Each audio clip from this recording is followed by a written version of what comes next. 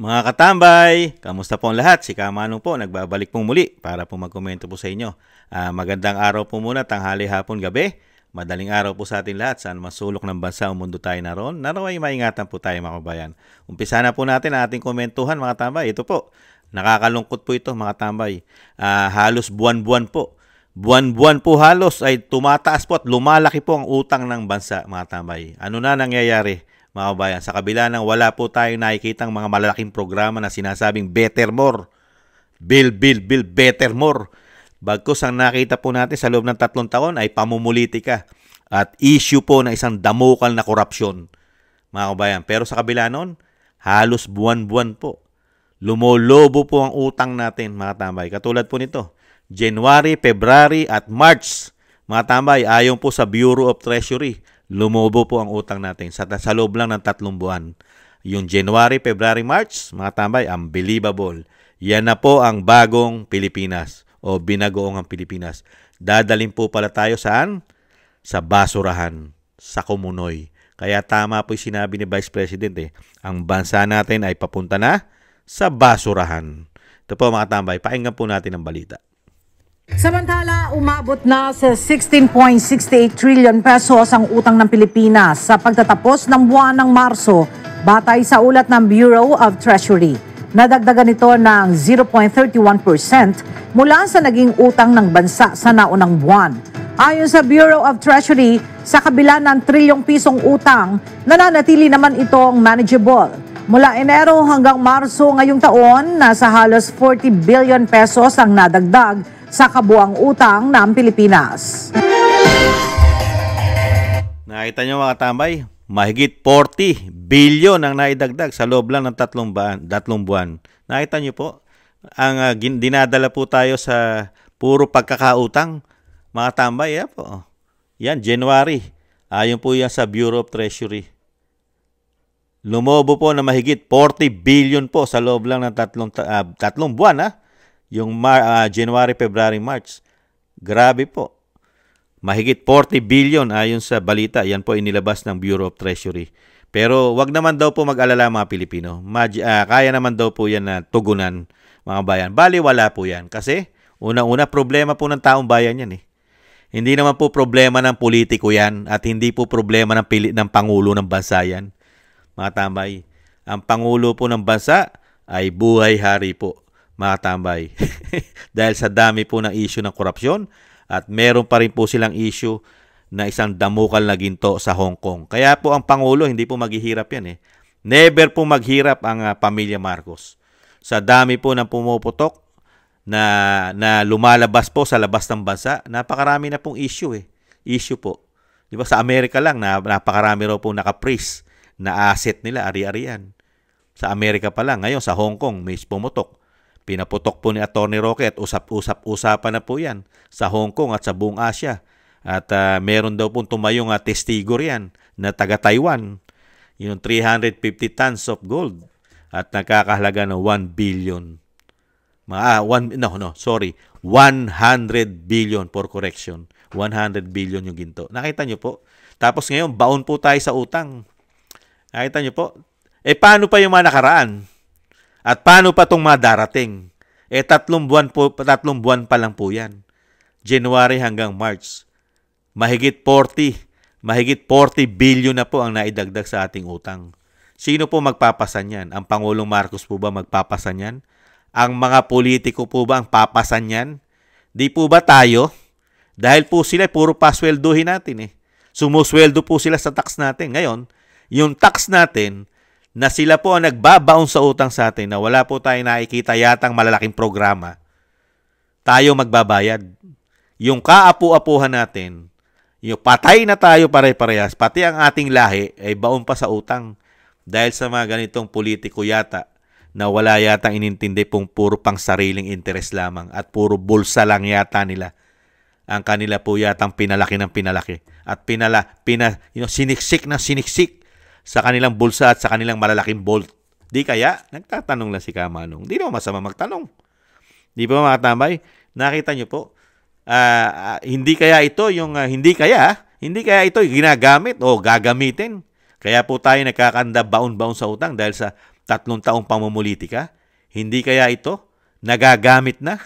Lalo ngayon sa halalan na sinasabi nila Attorney Chong at Attorney Respicio na malawakan dayaan. Hindi kaya ito gamit? Itong mga inuutang natin at yung pinagpapunta po tayo ng EU na mahigit 100 na puti. Nagastos po natin yan. Palamunin natin yan. Palamunin. BIP yan. Kasama kaya yan sa gagastusan? Kaya tayo nangungutang, mga tambay. At kasama rin kaya ito doon sa pinapuputok ni Senadora Amy Marcos na yung pagpapabagsak sa mga Duterte ay pinopondohan ng malalaking pera na gamit ang taxpayer. Hindi kaya ito yung mga inuutang natin? Mga kababayan, nagtatanong na si Kamanong, nangungutang ang ating bansa dahil yata kaya sa pamumulitika lang? Para gastusan ang pamumulitika na yung sinasabi ni Vice President na mula nung makabalik sila sa kapangyarihan ay ayaw na nilang mawala ito sa kanila, yung kapangyarihan, power, pera, at may bonus pa raw pong pulburon ayon sa Vice President.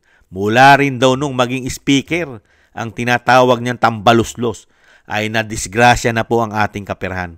Kaya nga ano rin nasabi ng Vice President kay tambaluslos, kahit daw po mawala na sa kapangyarihan at pwesto ang isang tambaluslos, ay never na raw pong maibabalik ang ninakaw daw po nila ayon sa Vice President. Never na raw pong mabalik. At ano rin po sabi ng Vice President, itong pamahalaan natin ngayon sa pangunguna po ng Pangulong Marcos ay ano? Ano sabi ng Vice President? Pinaka-demonyo raw po. Pinaka-demonyong administrasyon ayon sa Vice President. At ang ating bansa raw po ay dinadala na sa basurahan at kumunoy. Ayon sa Vice President.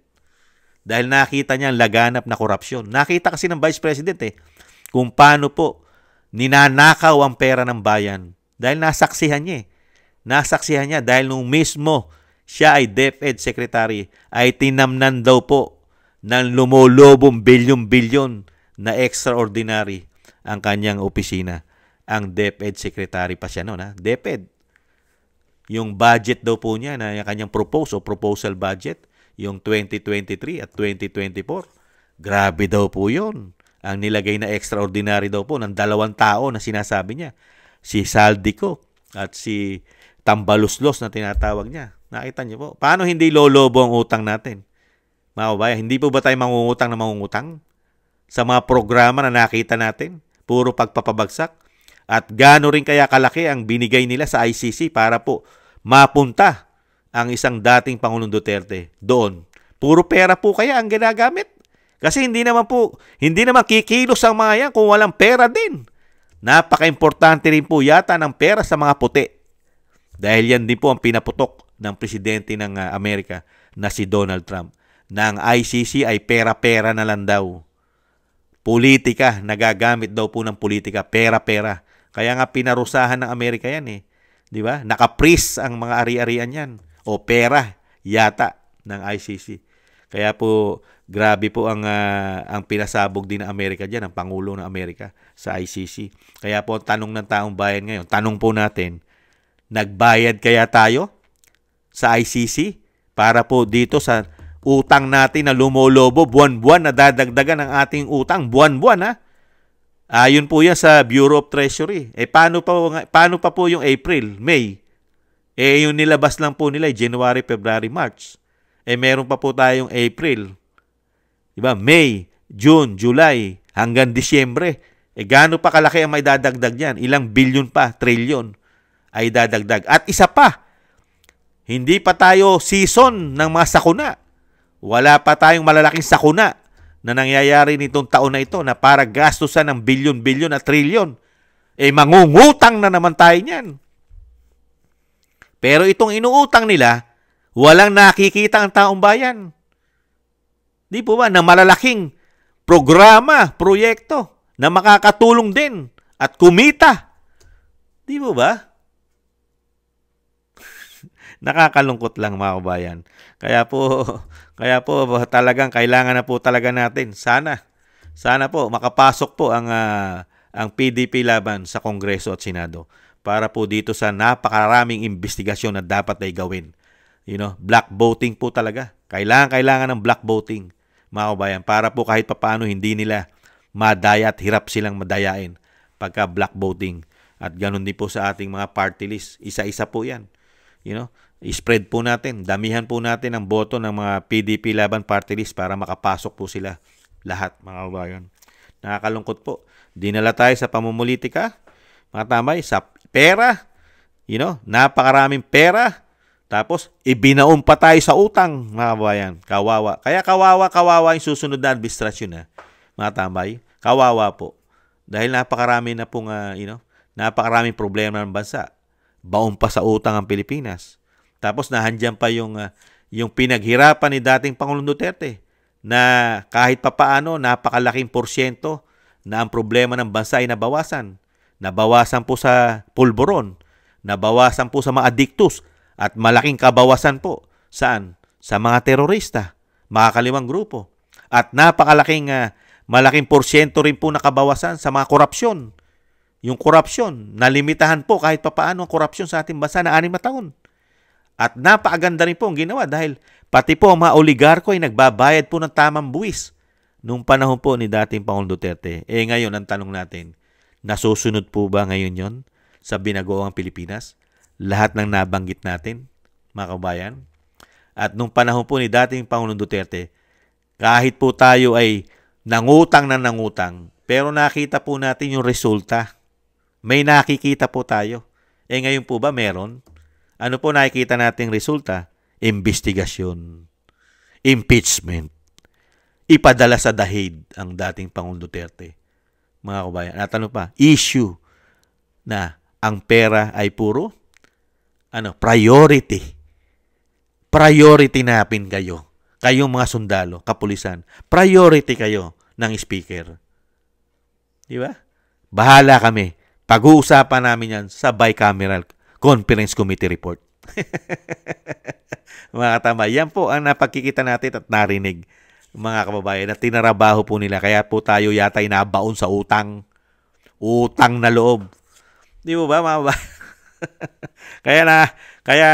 Kaya dito po, mga kababayan, talagang kawawa. Kawawa po ang susunod na administrasyon, mga kababayan. Dahil lugmok na lugmok po tayo at ang problema po natin ay patong-patong. Nakita nyo po, korupsyon, droga, krimen, mga adiktus, makakaliwang grupo, at mga sinasabing narco-politics. Bumalik na naman yata di umano. Nahandyan pa ang oligarko yata ay napakalakas na rin po yata sa ating bansa. Di ba? Kaya po napakatindi po. Kaya kumbaga sa boxing, knockdown. Talagang bagsak na bagsak po tayo. At mahihirapan pang bumangon ng biglang bangon. Mahihirapan. At sana may tumulong din po, mga tambay. Kasi sa ngayon po, talagang wala po tayong aasahan, mga tambay. Pati ekonomiya natin, pati po mga banyaga. Pati po mga banyaga ngayon, wala tayong nababalitaan na isang damukal na nag-i-invest sa ating bansa na mga banyaga. Meron po ba? Wala po tayong nababalitaan na yung sinasabi po ng Pangulong Marcos, kaya po siya bumiyahe ng isang damukal na biyahe para po ang ating bansa ay gumanda ekonomiya at hindi na tayo mangutang. Di ba? Kaya nga pinagmamalaki ng ibang vlogger na nakakabayad daw po tayo ng utang at nababayaran daw po ang ating utang. Katarantaduhan yun. Paano mababayaran ang utang? Lumolobo nga utang natin buwan-buwan. Katarantaduhan yun. Paano mababayaran? Lumolobo. Buwan-buwan ay nadadagdagan ng ating utang. Tapos sasabihin nababayaran. Tama. Tama naman. Pagka sumagot sila. Ano? Tama. Nababayaran. Interes. Di ba ba? Pero yung utang hindi. Interes. Yan, pwede. Pwedeng maniwala si Kamanong ang nababayaran lang ay interes. Pero ang utang, dire-diretsong lumolobo. Pagka binayaran mo ba ang interes, ay nababawasan ba utang natin? Hindi. Ang nababawasan lang, interes. Di ba? Hindi naman tayo bobo, tangat, gago. Para sabihin mo nakakabayad ng utang. Hindi utang ang nababayaran, yung interes. Unbelievable. 3 taon pa yan, mga tambay. 3 taon pang manunungkulan ng Pangulong Marcos. Gaano kaya kalaki pa ang ilolobo ng utang natin sa 3 taon. Kaya po mga kabayan, maging matalino na po tayo at wag na po tayong magpakatanga at magpakabobo sa kanila. Mga kabayan, kailangan na po yan imbestigahan at meron pong ma-impeach. Napaka-importante po meron ma-impeach. At para po maisalba pa natin ang ating bayan, lalong-lalo ang ating kaperahan. Maisalba pa po at talagang maiahon naman kahit papaano sa basurahan ng ating bansa. Hindi po katulad ngayon. Sila po yata ang naglalakihan na parang mga baboy at parang mga buhaya sa lalaki. Hindi na pinagpapawisan mga tambay. Dahil po sobra-sobra ang karga-kargang pera yata. May bonus pa yatang ginto, mga kababayan. Ngayon po mga tambay, nakakalungkot. Talagang ganun po talaga eh. Sabi nga ni Vice President, nabudol ako. Siyempre mga Pilipino, mas higit na kawawa naman din kami. Mas higit kaming nabudol dahil ang mga programa ay puro pangako na lang ang ibinigay sa amin. Kaya po nakakalungkot. Nabudol ang Vice President. Lalong-lalong nabudol ang mga Pilipino. Muli po mga tambay, maraming salamat po sa ating mga subscribers. Shoutout po sa inyo lahat. Maraming salamat po. At ingat-ingat po kayo. Thank you po mga subscribers natin. At syempre po sa mga biyaya pong pinagkakaloob po ninyo. Thank you po sa mga biyaya po. Thank you po. Shoutout po Kingston 123 ng Hong Kong, Eric Hershio ng Canada, Jake Yahut 4531 ng Maisog, California, USA, Gina Ray, Solid DDS ng Berlin, Germany, Julieta Celona ng Sydney, Australia, Baby Roman, Ate Isa ng Cagayan, Bali, Jem Aris ng United Arab Emirates, Jovelyn Watanabe ng Japan, ako si Phil Am at si Annie Joe. Thank you po sa mga biyaya po. Maraming salamat po. Ingatan nawa po kayo. Lalo po sa inyong paggawa. At syempre po, yung black voting po, bilin po ng dating Pangulong Duterte yan. At BP Sara, solid po tayo. Black voting, solid po. PDP laban mga kabayan. Para po sa pagbabago. At syempre po, para sa mga investigasyon at kasama na rin po ang tamang tao na dapat ma-impeach mga kababayan. At maraming salamat po sa mga gusto po ng Tambayang Makabayan sa YouTube at TikTok. At ganoon din po sa mga nagko-comment, like, share, and subscribe. Maraming salamat po. At syempre po yung dasal at panalangin po natin na maingatan po ang dating Pangulong Duterte at ang Vice President. Sama po natin sa ating mga dasal at panalangin. At syempre po, tayo rin po. Ingat po tayo. Doble ingat po mga kabayan. Mahirap na po ang kalagayan natin sa ating bansa. Laganap na naman po lahat. Sari-sari po na masasama ay naglipa na po sa ating bansa. Doble ingat po tayo at samahan po natin ang dasal at panalangin. Thank you po mga kabayan. Sa muli po. Intay nyo lang po. Thank you po sa mga susunod po nating vlog. Maraming salamat po. Ingat po. Bye-bye.